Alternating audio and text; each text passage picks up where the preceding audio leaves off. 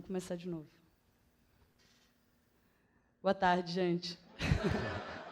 Meu nome é Amanda, tenho 25 anos. Vou falar para vocês um pouquinho das nossas vivências aqui no Estado do Espírito Santo. A gente ouviu tanta gente falando, mas poucas pessoas falam das coisas que acontecem realmente aqui, produzidas por quem está do nosso lado. Então, vou estar apresentando com o meu companheiro Mauro maravilhoso, tudo isso que a gente vive cotidianamente aqui na cidade de Vitória e também compartilha com outros grupos no Estado do Espírito Santo. Eu vim para Vitória com 17 anos, fiz cursinho, meus pais são feirantes, é o que sustenta a nossa família até hoje. Meu pai estava na feira até meio-dia de hoje, e eu ajudei ele até metade da minha universidade, quando eu consegui um emprego no programa Rede Cultura Jovem, que eu vou voltar daqui a pouquinho. Entrando na universidade, eu tive a oportunidade de participar de projetos de extensão maravilhosos, como a Ecos Júnior, que é uma empresa de comunicação, e também do Bandejão 104.7, que, embora não trouxessem bônus aos currículos dos professores, fizeram completa diferença na vida e fazem dos alunos que participam, porque são uma possibilidade de escolha. E aí, a partir dessa vivência, eu entrei em contato com outras pessoas, agentes culturais, principalmente no Bandejão. E por conta do Rede, na época a gente foi contemplado por um projeto. O Rede era um programa que se dizia política pública, era executado uma parceria público-privada, e acabou durante o tempo porque o governo do Estado não tinha verba para sustentar o programa. Enfim, esse programa foi muito importante na minha vivência e de outros, porque fez com que a gente se entendesse como articulador a nível estadual. E a gente conseguiu se conectar. Nesse meio, conheci algumas pessoas, começamos a conversar e resolvemos fazer um festival para ampliar a possibilidade dos artistas daqui, autorais, se conectarem com vocês, público, e com as pessoas das comunidades. Porque nós não somos todo o público das cidades, né?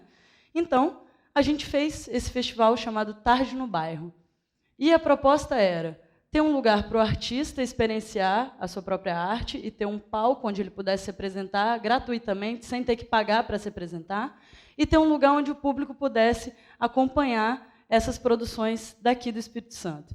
E aí, nesse festival, a gente já fez 24 edições até hoje, a gente começou a ter algumas dificuldades para ocupar o espaço público, e começou a se questionar sobre isso. Pô, será que é só com a gente? Será que só a gente faz um festival 2 horas da tarde e ligam para o Disque Silêncio? A partir daí, a gente começou a pensar, pô, vamos chamar outros artistas para dialogar, para saber se eles têm a mesma dificuldade? E aí a gente fez um convite aberto, com uma lista do Rede Cultura Jovem, porque o Rede mapeava alguns coletivos e disponibilizava esses contatos. A gente chamou todo mundo para conversar, e as pessoas vieram. E aí a gente fez um evento chamado Reviravolta Coletiva, em 2012. Esse evento reuniu mais de 60 coletivos, 37 ações em uma semana. A gente ficou louco, a gente quase morreu. A gente não dormia, assim como a gente não dorme até hoje. É muito bom. E aí, o que aconteceu? Depois disso, a gente não parou mais de se falar. Todos nós, todas essas pessoas da Grande Vitória. E aí, a gente começou a entender que ocupar o espaço público não era um problema restrito do assédio coletivo, assim como tantos outros. E aí, nessas vivências coletivas, a gente começou a entender que esses grupos, ainda depois do fim do programa, eles continuavam fazendo o que eles queriam na cidade e transformando as próprias comunidades. A partir desse momento, a gente começou a se reconhecer um no outro, porque a gente não tinha suporte de ninguém, e a gente continuava fazendo. E aí a gente percebe que essa construção de narrativa, ela é coletiva, ela é autônoma e ela é conjunta. E o que esses grupos estavam fazendo nas cidades, sem ser reconhecidos por ninguém? Eles estavam escrevendo a própria história. Porque a história deles não é contada por basicamente ninguém. A gente acompanha as histórias dessas pessoas pelas redes sociais e pelos contatos que a gente fez com elas presencialmente. E esse é um dos trabalhos do assédio, incentivar que mais pessoas circulem pelas cidades. Bom, Reviravolta se tornou um evento anual e a gente continua dialogando com os coletivos, reconhecendo eles como a voz das próprias localidades. E é isso que faz a diferença. Entender que nós não vamos falar por ninguém, que cada um tem a sua voz E é dele e dela, principalmente mulheres, por direito. E ninguém vai tirar isso de nós. A partir desse reconhecimento, fomos dialogar com o poder público para entender essa ocupação maravilhosa do espaço. E aí o que aconteceu? Cortaram a nossa voz. Participamos de reunião de conselhos em conjunto e as práticas da juventude continuam sendo criminalizadas. Como? A gente não pode frequentar todos os espaços. A gente não tem direito a circular pelas cidades. Skate é criminalizado na Praia de Camburi, na Praça dos Namorados. E aí, esses grupos maravilhosos com que a gente tem contato ressignificam essas possibilidades dentro das próprias comunidades. Lutam por ruas de lazer, por lazer para as crianças, movimento negro, contra a homofobia, movimento de mulheres. Todas essas pessoas existem e estão abafadas pelo Estado e pela mídia. E essa construção, que é cotidiana e diária, não para. A gente faz turno, faz contraturno e continua trabalhando. Perguntaram mais cedo, quem está doido para trabalhar segunda-feira? Eu, estou doido para trabalhar segunda-feira. Porque a gente trabalha com isso. Não são 8 horas, são 12, são 14, são 16. Porque isso é o nosso coletivo. E quando eu falo coletivo, não é montar um grupo que trabalhe uma ação. Pode até ser, não é um conceito restrito. Mas a gente entende o coletivo como nós todos. E aí, somos sujeitos, sim, disso tudo que a gente está construindo. Se abster deste debate, se abster de ocupar o espaço público, se abster de falar quando você observa um comentário preconceituoso, desigual, racista, machista, homofóbico, é colaborar para que aquele conteúdo continue reverberando. Ainda bem que a gente está aqui para colocar a nossa voz para vocês, porque senão ninguém contaria a nossa história. A gente até tentou dialogar, mas a gente sempre é criminalizado. Então, diante disso, deixa eu pegar, fiz uma cola, para ver se está tudo bem. Tá. Direitos e redes. A gente trabalha todo mundo junto, isso é consenso entre nós, esses coletivos. A gente não está interessado em competir um com o outro. Volta e meia, alguém pergunta, mas como é que vocês fazem negócio de projetos? Vocês... como é a concorrência entre vocês? A gente fala, oi? Concorrência? A gente não está interessado em concorrer um com o outro. A gente está justamente falando sobre a cidade, isso aqui é tudo nosso. Tudo que a gente quiser pode acontecer. E é sobre isso que a gente está trabalhando, sobre as possibilidades que a gente constrói em conjunto. E daí, convido vocês a entrar nesse universo também, a entender que nós fazemos essas cidades e a participar desses espaços. Não só ir lá assistir um show, mas colaborar mesmo. Essas pessoas já estão praticando o diferente. A cultura deles não é de competição. Não vai junto à cultura do mercado. A gente está querendo compartilhar. A gente já faz de um jeito diferente, sem ganhar nada por isso.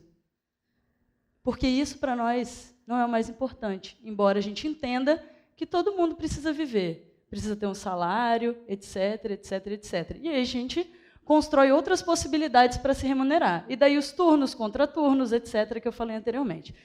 Mas, cadê o... Você pode passar um aí para mim, Maurinho? A gente sempre registra as nossas atividades porque a gente luta, tanto no meio público, em todos os meios, por transparência. A gente entende que se as pessoas não tiverem a possibilidade de olhar diferente, elas não vão olhar. Aqui vocês estão tendo a possibilidade. Tem um relatório no nosso site de todas as atividades de diversos coletivos que fazem e acontecem aqui no Estado do Espírito Santo. Estamos em rede e cada um tem a sua própria rede. E vocês também têm. Então, vamos compartilhar isso. A gente está aqui para compartilhar e trabalhar juntos para mudar. Bom, diante disso, digo aqui que se eu não tivesse a oportunidade de ter tido todas essas vivências, eu não seria essa pessoa que eu sou hoje. E é isso, cultura para nós é cotidiano.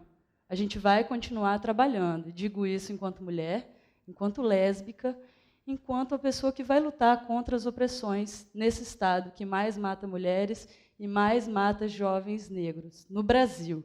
Então, fica o convite para vocês. É isso, Mauro, por favor.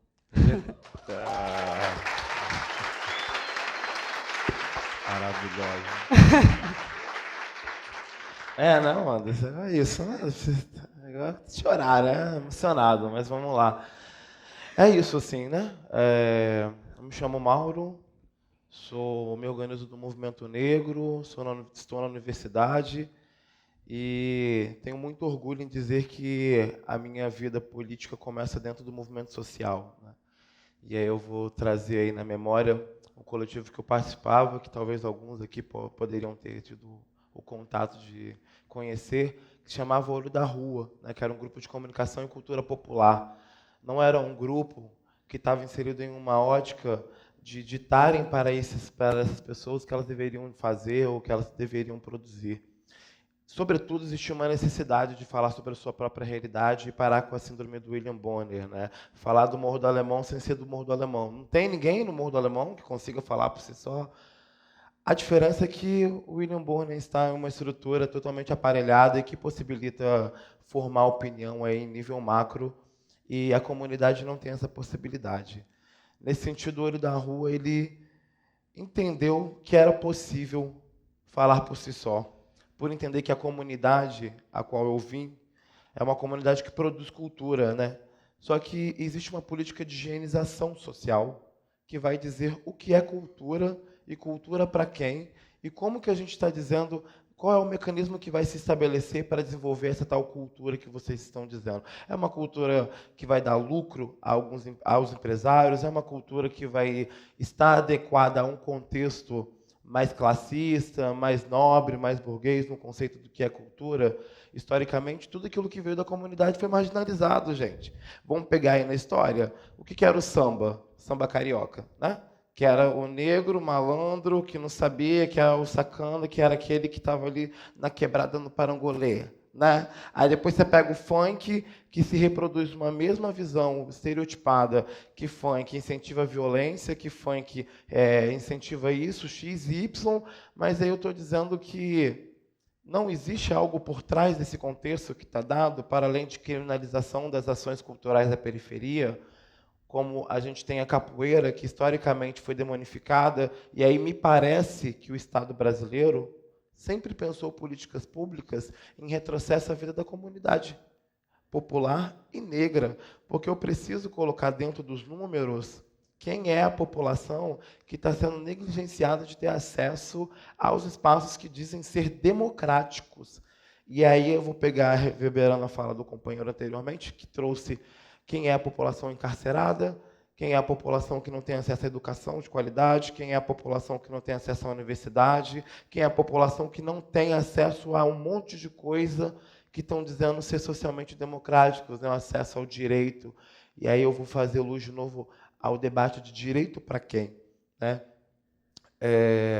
A gente pega essa foto que é em Tararé, aqui numa comunidade de Vitória, onde é um bairro, inclusive, onde o assédio coletivo é localizado na Libre, que é um espaço que incentiva coletivamente outros grupos que não têm perspectivas de expor a sua ação cultural em outros espaços, porque não existe incentivo, não existe valorização da cultura popular, mas, sobretudo, existe uma necessidade da comunidade em saber que existe produção ali naquele território.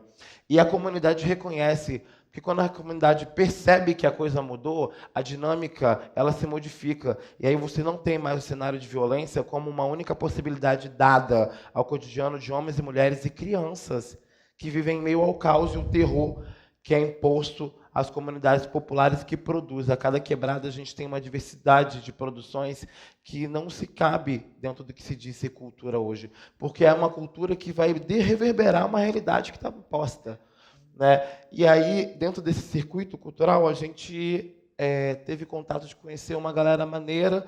Essa foto foi tirada em Terra Vermelha, que é um dos bairros mais violentos, visto como mais violentos, e me parece que o plano de fundo da comunidade só é violência.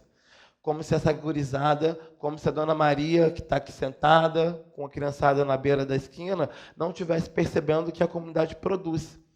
Não só produz, como também usa dos escambos para conseguir garantir minimamente o seu lazer. Não é um artifício de skate pomposo, mas é uma barra de ferro que vai servir como tal. Essa foto, para mim, é a mais fantástica, que é para reverberar o quanto que a comunidade necessita de ser reconhecida enquanto um agente que já produz cultura muito antes da gente dizer que eles precisam produzir alguma coisa. Essa foto foi tirada em Flechal. Se vocês perceberem bem, está bem chuvoso, né? Está uma coisa meio caótica. A galera da comunidade foi fazer uma atividade onde reuniu um grupo de jovens que necessitavam, né, de colocar em prática os seus esportes, suas habilidades.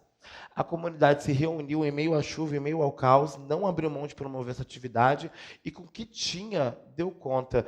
E aí, percebendo isso, a gente observa que, enquanto a gente, trocando uma ideia, eu e a Amanda, enquanto a gente fica pensando em ir até essas pessoas que já produzem cultura, essa galera já está produzindo e pulando a roleta.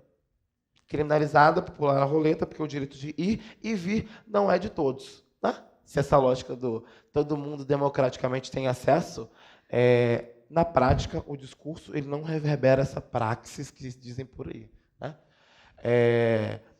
Essa foto foi tirada também lá em Cariacica, sede, né, por um coletivo também que se propõe, dentro da literatura, desenvolver outras práticas. Tem o hip hop, tem uma galera que gosta de mandar rima, o break, flow, para quem anda quebrada sabe o que eu estou dizendo, e a galera quer se organizar. E a galera quer ser valorizada, né? No sentido de, se o Estado abriu mão de criar uma praça de lazer onde não tem um poste com uma lâmpada queimada, uma árvore seca e um monte de sacos de lixo jogado pela praça, a galera vai fazer por elas mesmas. E aí, a rede, que a Amanda diz, é um pouco isso. É trazer para nós coletivos que já fazem a diferença na sua comunidade. E para finalizar minha fala, pelo tempo curto, e para mostrar e simplificar que essas pessoas existem, já produzem, independente de não se adequarem aos modelos de editais e projetos academicamente construídos, que cobram uma rigidez que é surreal da realidade da formação educacional da nossa comunidade negra, que está inserida majoritariamente hoje nas periferias, né? Vamos lá, né, gente? Nem a gente que está na academia consegue fazer a porra da... Desculpa. Consegue fazer a parada direito, eles ficam lá até 3 horas da manhã, entendeu? Tipo, ó. E aí, vou finalizar minha fala chamando essa maravilhosa guerreira para finalizar esse espaço e agradecer, porque eu acho que, assim, não vamos abrir mão de falar por nós mesmos. E eu acho que você também poderia finalizar com uma fala, porque eu acho que o homem sempre finaliza os espaços, e eu acho que esse pode ser finalizado por uma companheira. Gente, queria agradecer de novo, ter mais uma fotinha aqui, convidar todo mundo mais a conhecer esses coletivos maravilhosos e dizer que a gente está realmente produzindo. E, assim, não acreditem que Vitória não tem nada, não acreditem que lugar nenhum... Somos nós que fazemos. Às vezes é a gente, né, que está com problema assim, de não estar fazendo nada. Então, circulem e conheçam as pessoas, troquem referências. Todo mundo tem algo para compartilhar com todos nós. E a gente precisa apresentar essas possibilidades. Não para camuflar as desigualdades, mas para evidenciar que existem diferenças e que a gente está aqui para fazer esse mundo um pouquinho mais justo. É isso. Obrigada. Eita!